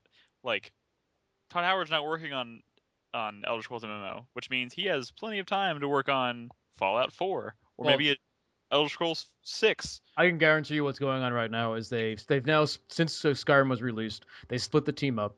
They have a smaller team working on DLC stuff, which is actually very expensive DLC. So I think it's not going to be just DLC. It's going to be like really big expansion packs. Well, Elder Scrolls DLC has always been huge. It's never been like No, it hasn't. easily. No. It's even bigger than like the Fallout DLC. It's more substantial. No, than, like, Oblivion DLC was all these little tiny micro stuff. They're not doing that anymore. Oblivion was not tiny micro stuff. Are you kidding me? Horse armor. Horse No, wait. Well, that's microtransactions. We're talking about like Elder Scrolls Shivering Isles. You're like Shivering Shivering Isles. Isles, Knights of the Nine, and then with like Fallout 3, they were doing all those major DLC packs as well, which I think even were probably a lot smaller compared to some of the ones in Oblivion. Well, even back in Morrowind, they had the Tribunal and the there was a werewolf one. Was it Blood Moon or something like that? I don't know.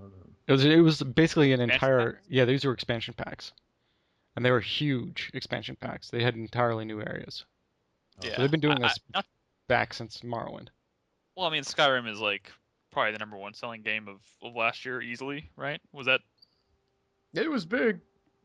So I don't think they would waste their time with something minuscule. on No, this game. and they It's said gonna be big. And they said from the very beginning they were going to be doing really big expansion packs rather than the smaller like DLC packs. But here's what's probably happening: you probably have a smaller segment or half of a segment of the studio of Bethesda working on that kind of stuff, and you have another section of the studio which probably the day that fucking Skyrim shipped, they started working on Fallout 4.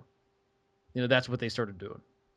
Yeah, I mean, honestly they probably had a small team of people conceptualizing their I'm next sure. major project I'm before Skyrim was ever finished. I'm sure.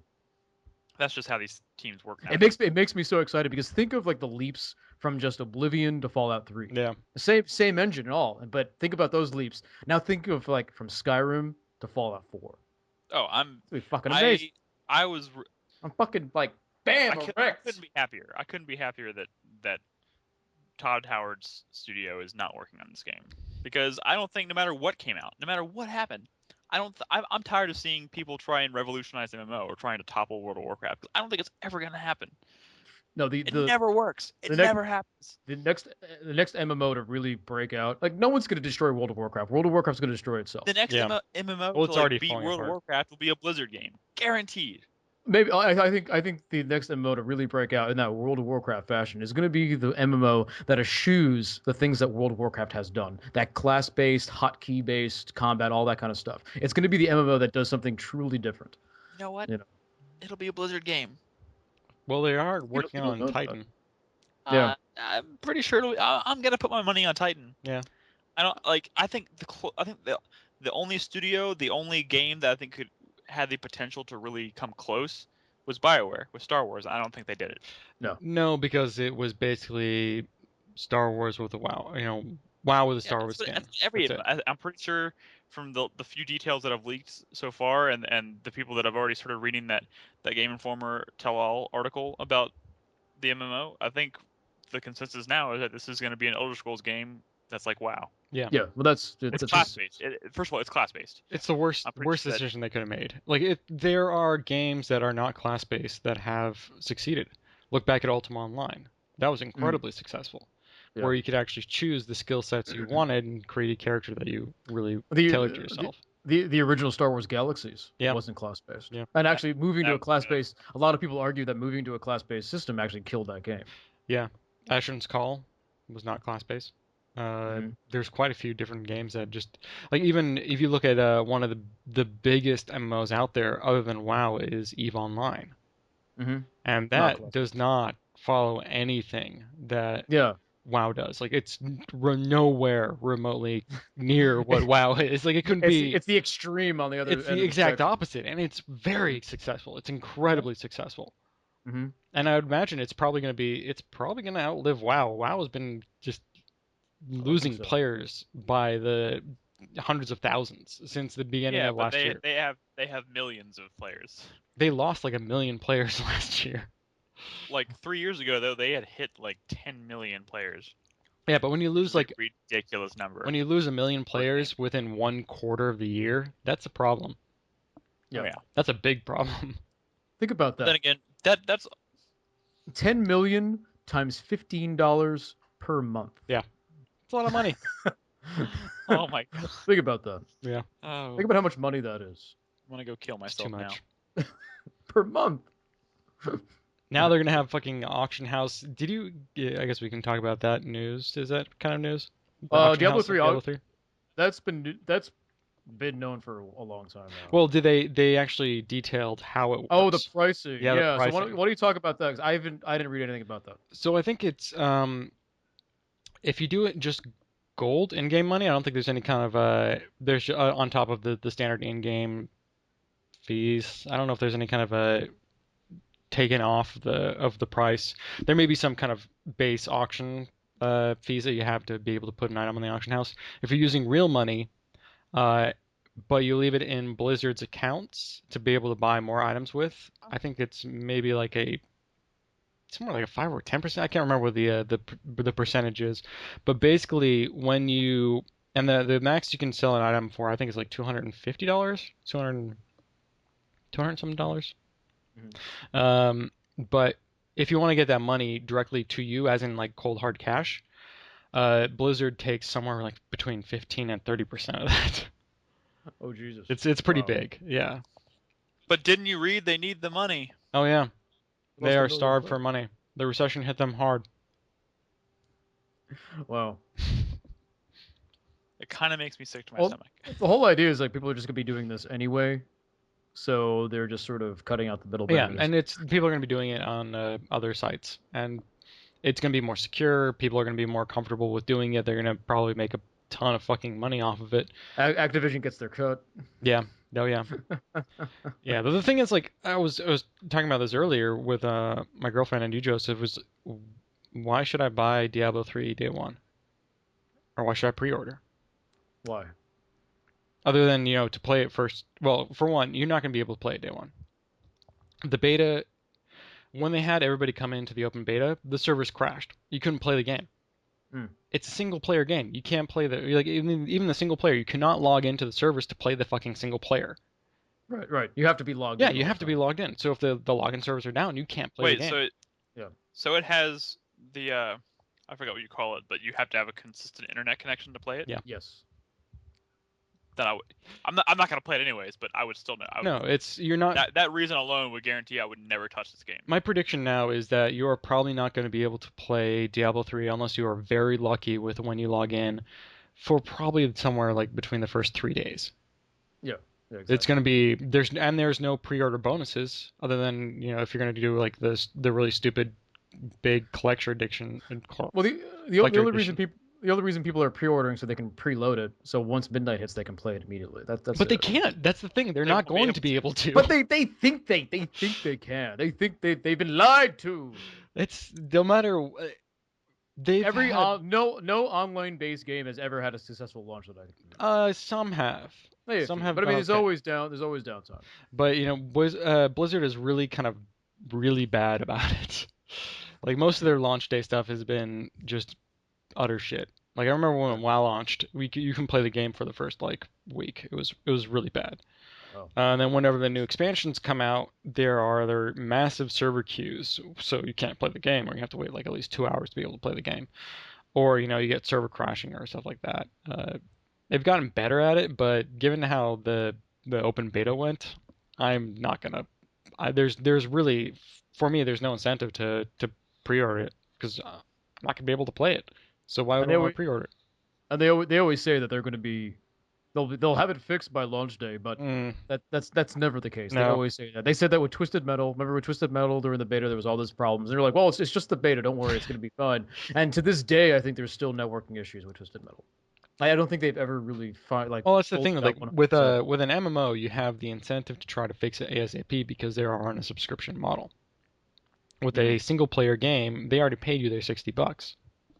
Yeah. So unless the rating of the game goes down because it's inaccessible or broken or you can't, there's all these issues online, then really it's not going to affect them too much. It doesn't cost them much money. And now that Eat Sleep Play is basically doing like iOS games now, casual stuff. Yeah. They're completely. Well, I washed don't their think you hands. should focus on Eat Sleep Play. I think the person you need to focus on is Jaffe. He's also doing casual stuff now. I think he debunked that. I'm pretty sure right after that rumor started, he came out and said, "I'm not working on." Oh, I thought he was moving on. Casual stuff. I thought he was doing iOS stuff because he was working on an iOS game. I mean, he might be working on an iOS game, but he's also said that his focus will continue to be on console AAA titles. I hope so. I want it to be. I wish they would get him. Don't quote me on that because I don't have a quote in front of me or anything like that. I wish they would get Jaffe. I wish they would get Jaffe back into the God of War franchise and get him working on that stuff. But I don't think. I mean, I think that series is doing just fine without him. I know, but he had some really great ideas for God of War 3 that never went into fruition because he wasn't there. Did they involve Kratos? Yes. Then I'm not interested. As is the custom. So anyway, Elder Scrolls Online. I don't know. It's I think I tweeted out the day it happened. That big boing sound everyone is hearing is ZeniMax Online dropping the ball on this. Yeah. The thing is, I think it's fine that this is going to exist. I think it's going to have a market. It's going to be fun. People are going to play it. Well, it certainly can't hurt. But Well, it's got one of the lead designers from DAOC, which had phenomenal player versus player. Mm-hmm. And that's was still probably one of the best player versus player MMOs out there. It still has kind of a large audience that still plays it. I think this game is going to kind of fall into the same category or same genre, or not genre, same subcategory of of MMOs that say Star Wars, The Old Republic, and Final Fantasy XI, and also there are MMOs that have come out that have been good, just not good enough to topple WoW fall into. Mm-hmm. It's going to be fun. I have no qualms about this game, saying this game is going to be good, but I just don't think it's going to be the next coming of Jesus that people assumed. The problem the problem with it is that if you look at the screenshots, if you didn't know it was Elder Scrolls, somebody you can call it anything. Somebody tweeted out a screenshot and it said, looking at the screenshot, I honestly couldn't tell you what universe this is from. Yeah, no, that's right. For a split second, my first instinct, I was like, is that Darksiders? Wait a second. Yeah, there's no real personality to it. No, you can't tell. You can't even tell it's an MMO. The screenshot itself is actually really bad. I want to wait and see what the game looks like in motion and what different areas you're going to be able to go to, because this game is supposedly supposed to span like a bunch of Tamriel, not just like. Oh no, yeah, you can go to the land of the Khajiit and all that kind of stuff. Yeah, so my one concern is that it's not going to have the Elder Scrolls vibe or aesthetic to it. Yeah. That it's going to be kind of soulless because you're not going to know. It's going to look like WoW, but they're going to just throw in some Elder Scrolls keywords, and you're going to be like, oh, okay, so this is Elder Scrolls.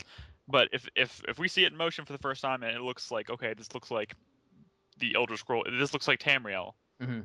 then I think we're cool. But I don't know. We'll see when the gameplay video hits it. You're not going to play it anyway, Nick. What if it's free to play? Oh, that's the thing. Do you think it's subscription based? $15 a month. $15 a month.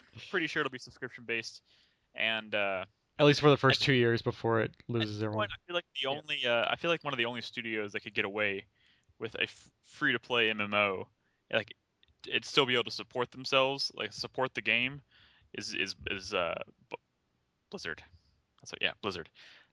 Because they have a built-in audience. They're going to release Titan or whatever it's called, and it's going to be amazing, and people are going to play it, and they don't have to charge you anything for it. People will probably come to it in droves, and they will buy all sorts of crazy microtransaction bullshit. They'll just put an auction house and skim off the top. They'll be able to be the only studio out there that says this is a free-to-play MMO from the makers of World of Warcraft, and people will be like, sold.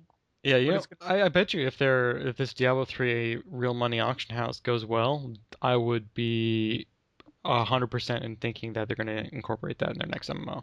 And that's going to be their subscription, quote unquote. Probably how they're going to make their money month to month. Or it might just be on top of whatever they do with the microtransactions.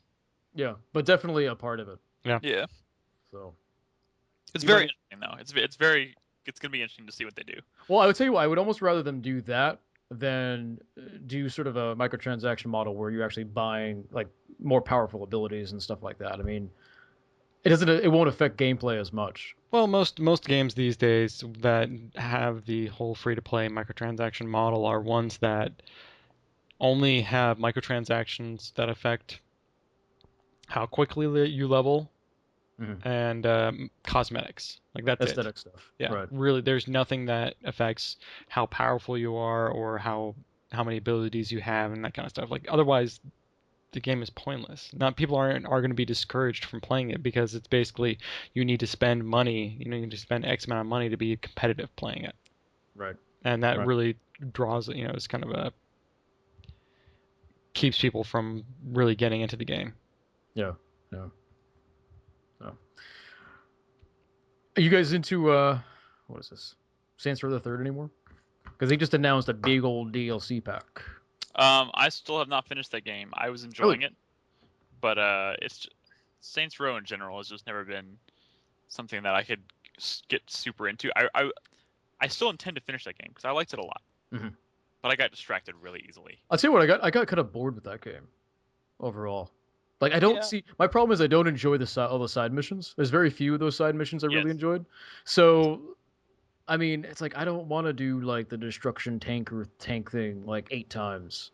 I don't want to do the racing fire thing 8 times. I just, give me really cool side missions, like really cool main missions and that kind of stuff. And like I found there was like it was kind of lacking. There was too much of that fluff that didn't really seem to matter to me or the story or the world in general. To me, the only thing that was truly exciting about that game was the story missions, and even those were kind of hit or miss. I kind of like they started off really strong, and they just kind of petered out. That moment jumping out of the helicopter with Kanye West playing, yeah, that was amazing. Cool. But it's like, but after that whole opening sequence, like the rest of the game just never got like that again. Yeah. It's that's sort kind of why I stopped playing it. My interest fizzled out. Yeah, I felt like in that game they kind of like blew their load in like the first 10 minutes, and then like the rest of the game just like here's an escort mission. It's like, oh man, I want it to be. I wanted that whole game to be as crazy as the beginning and as crazy as the ending. But you had all this. Props though for having a radio station made for me. They did have a Nick channel. They had a Nick channel. They did have a Nick channel. Nice. Did it play heavy metal? Like death metal. Death metal. Oh yeah. Like, brutal, incomprehensible death metal. Yes. But anyway, so this DLC is gonna have, I guess your main saint, whether it be male or female, gets kidnapped, and you're in this sort of Matrix-like type of world that looks like Steelport, and you're gonna be you're gonna have like superpowers. So it's sort of like a Neo Matrix sort of thing. Oh shit! Really? Yeah.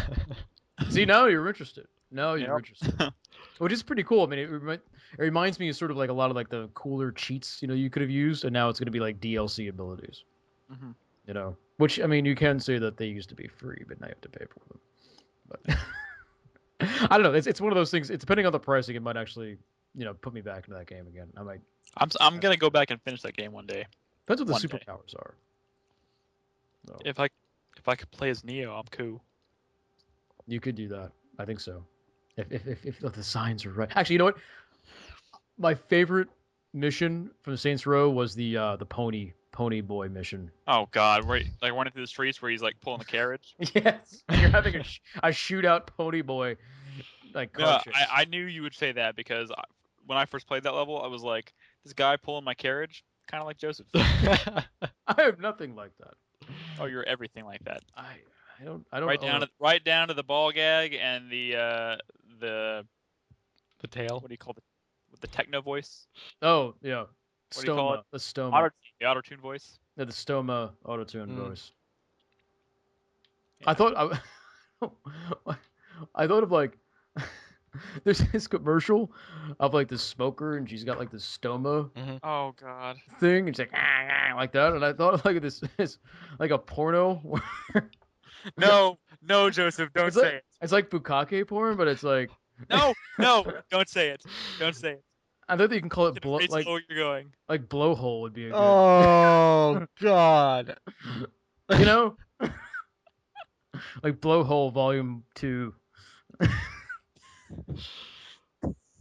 I thought of that last night when I was at the sexy animal party.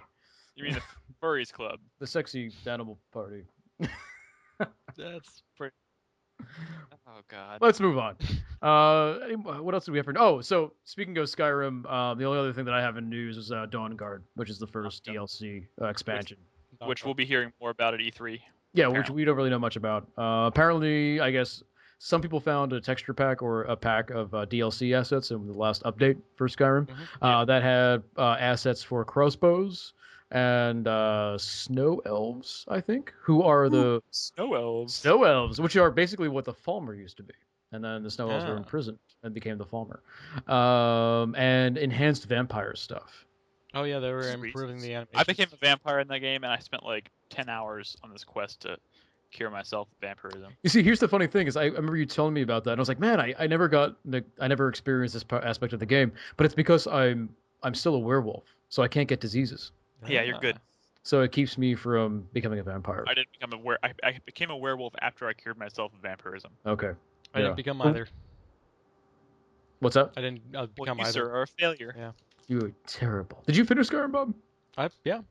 Oh, you Played did. through it. Yeah, I didn't do the circle quests or I did quite a few.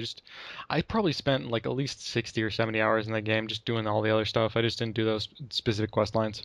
And The- yet you still haven't played Mass Effect. No.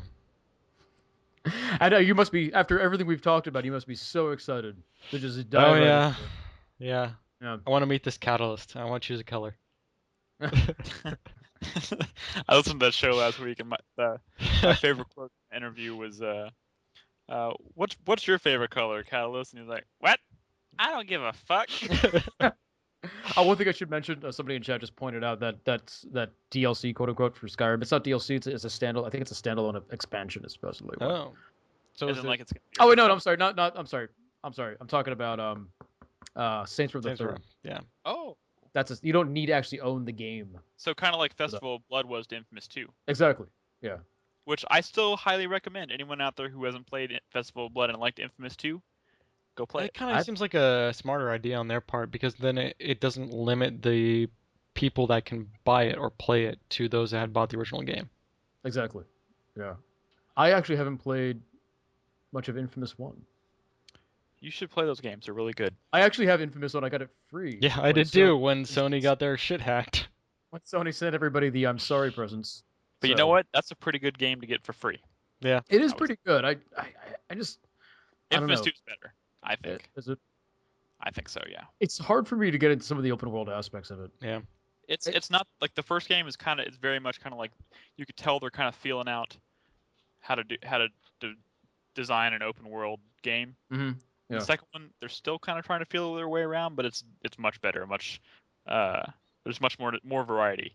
It's kind of like going from what was the game that everyone talked about there being too much. It was kind of like going from Assassin's Creed 1 to Assassin's Creed 2.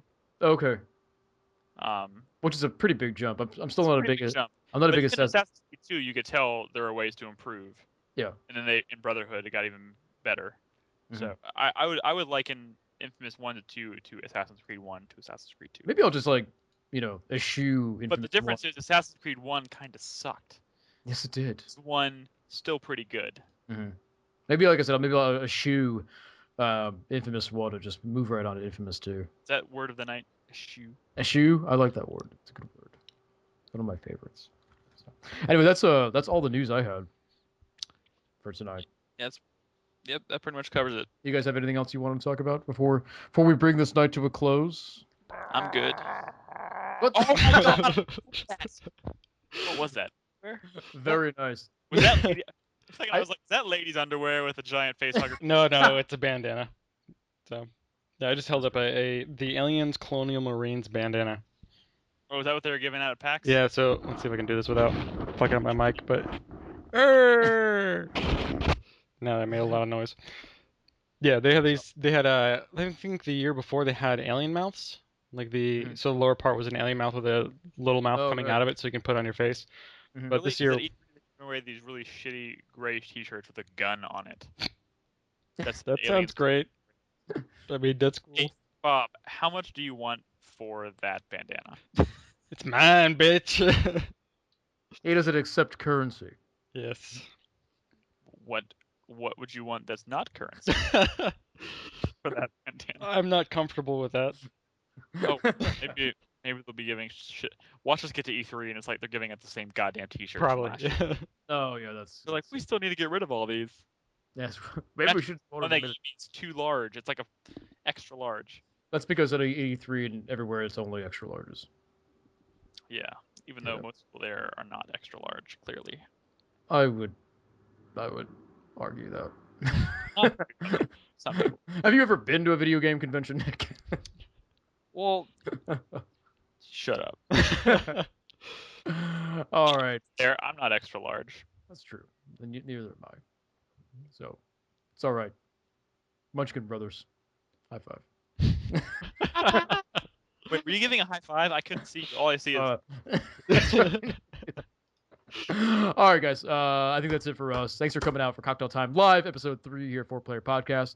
Make sure you check out the main site, 4playerpodcast.com, and at our Twitters, which can all be found. I should do like a little thing that I can pop up with our Twitters and stuff. As we raise the production values, we shall do like an ending credits or something. That'd be kind of cool. Yes, we should. And just a real quick plug. We're doing things a little differently. We're trying some new things out on the main show this week. Oh yeah, big announcements. So we're not sure how long this is gonna last or if it's gonna stay, but we're gonna try it. Because we're trying to make Tuesday new release Tuesday. Mm-hmm. So every Tuesday you can expect us to broadcast a new release. Also, that sometimes that will expand into Wednesday when in the situation in which there are multiple releases. The one this week, of course, if you're downloading this may not be applicable anymore, so I'll plug both. But this week, this coming Tuesday, starting at 8 p.m., Brad's gonna be playing Starhawk on the feed. So from 8 to 11, 8 p.m. to 11 p.m. Central Standard Time, he'll be playing Starhawk. And on Wednesday, I'm not sure what time we're gonna do this, because I just realized today you do Way Back Wednesday on Wednesday. For a little bit. Yeah. We made it a convene with David to figure out when we're gonna do this. But someone, I think it's gonna be David, is gonna be playing Minecraft on the Xbox 360 on Wednesday, because that is a new release as well. Mm-hmm. So as a result, we're gonna move the main show, back to Thursday nights. And the times that we record will usually be earlier. Sometimes we'll have to record a little bit later due to work schedules and stuff. So this particular podcast this week will be 11 p.m. on Thursday. But going forward, we're going to just kind of see how it goes. But next week, so by the time if you download this one will still be coming up. And that's next Tuesday, I will be playing Max Payne 3 on the feed in the evening. Time not confirmed yet, but I'll be playing. So yeah. I'm done with my plug. All right. Cool. All right. Thanks, Bob. Thank you, Nick. Thanks, everyone, for watching. Thanks for drinking tuna water, Bob. And thanks for thinking tuna water, Bob. Taking one for the team. I've got worse ones for next week. If we're ever in a pickle down in Mexico, Ugh. we know who to call. I may start taking off the abs at the beginning of every show. You should. So you get used to it. That'd be good. So yeah, everyone stick around. I'm sure someone will be taking over, unless Sai might be continuing with her community night. But we'll figure that out. So anyway, later, everybody. Bye. See ya.